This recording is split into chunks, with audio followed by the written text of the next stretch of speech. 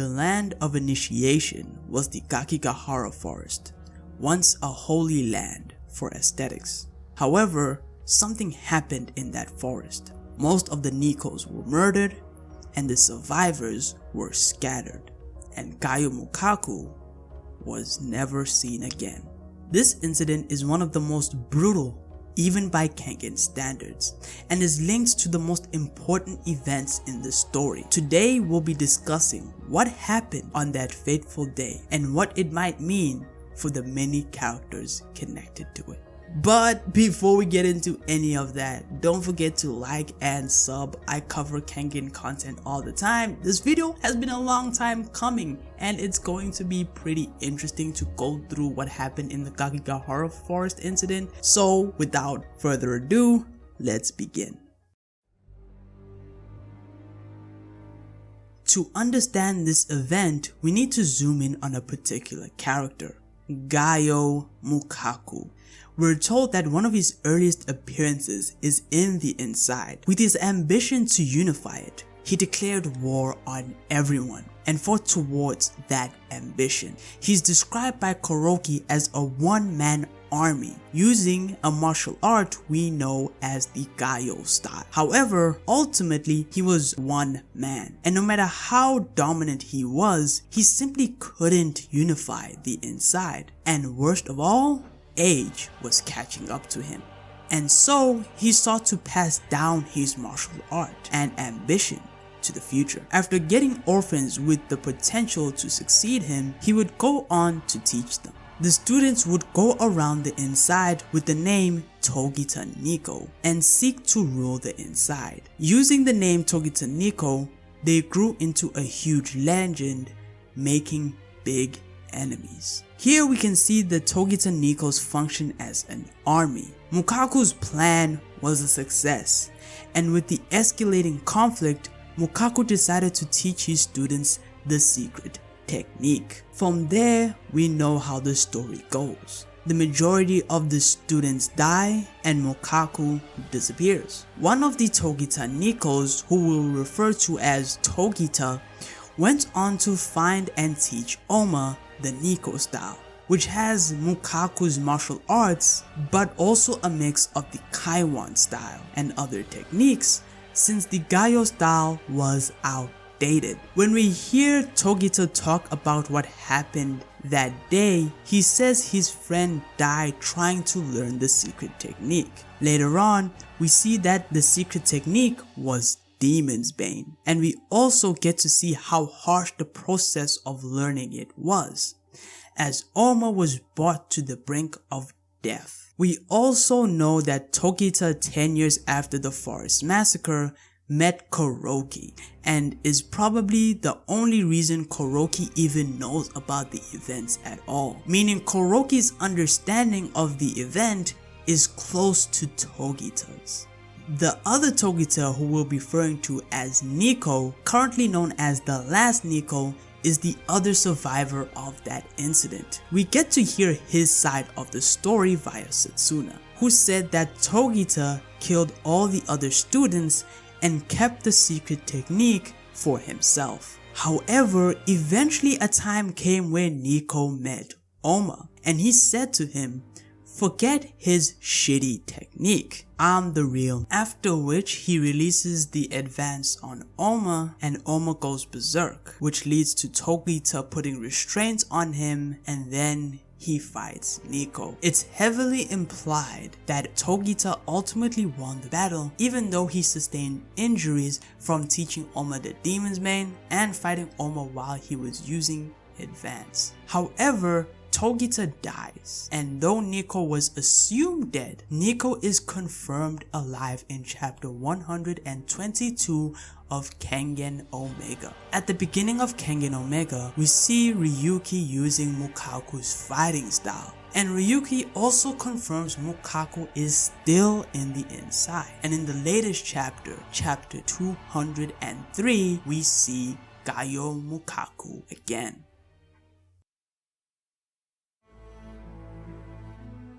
Now that we know most of the information when it comes to the issue, it's time to figure out what happened. how did Gaoh's students die? There are 4 possibilities or theories. I'll be starting from the least likely to the most likely. The first possibility is one of Gaoh's students was a traitor. This theory seems very plausible at first, but after thinking about it, it just seems more and more unlikely. First of all, the only person who alleged that there was a traitor to begin with was Nico. We know for a fact that Nico isn't a trustworthy source of information, as he deceives his students for his own gain. The worst part about this is that Nico had motive to tell Setsuna this story, to paint Pochita as the devil and Oma as someone who was being deceived, so he could better manipulate them. I'm not saying that Nico is completely wrong, but Pochita doesn't share the same interpretation of what happened that day. The first evidence of this is that when Pochita sees Nico after such a long time, he is surprised to even see him. And we also see in Kengan Omega, when Nico is thinking about his fight with Pochita back then, Pochita said to him, "I'll stop you, even if it means I have to kill you." This means that Pochita doesn't actually want to kill Nico, but why not? My theory is that Pochita and Nico were actually friends, and that Nico was the one Pochita was referring to when he said his friend died trying to learn Demon's Bane. This is confirmed by the fact that Nico knows the secret technique, even though he said to Setsuna that Pochita stole it. And also, if you watch my Kuroki's Darkest Secret Exposed video, I explained how odd it is that Kuroki didn't take any interest in Nico during the Purgatory vs Kengan arc. We didn't even see a reaction from him. This is important because if Pochita told Kuroki everything, then we can assume that if the theory was true, that Kuroki's actions would reflect him knowing that. The second possibility is Gaoh Mukaku himself killed his students. This one is almost as ridiculous. But we do see that the process of learning the secret technique is a rather harsh one. It might be that it would result in the students being killed, or at the very least heavily weakened, as even Pochita said it took a toll on him. However, I think it's unlikely because from seeing how Oma learned it, there are at least stages to learning the technique. Maybe Mukaku would leave his students at their limit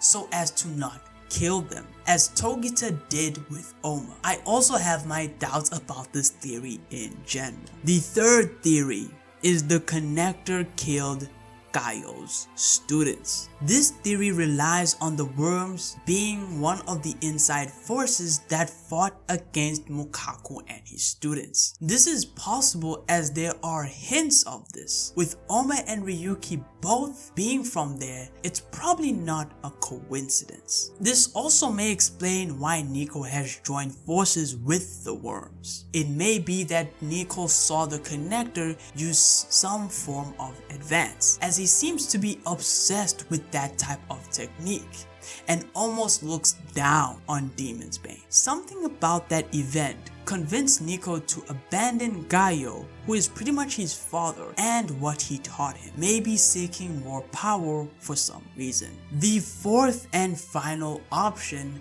is that the worms raided Mukaku's students. This theory is almost the same as the previous one, the only catch being that the connector didn't come alone. We have to remember that Gaoh and his students made a lot of enemies, and with a target on your backs, coming together in one place isn't a good idea. The worst part is that the students wouldn't even be able to defend themselves properly and would be easier to kill. The same would be true of Mukaku. Mukaku may have made a huge mistake teaching his students Demon's Bane at such a time. Ultimately, this would address why Mukaku hates the worms and the connector so much. They killed his sons. In conclusion, I think it's safe to assume that Mukaku did make a huge mistake putting his students in such a condition at that time.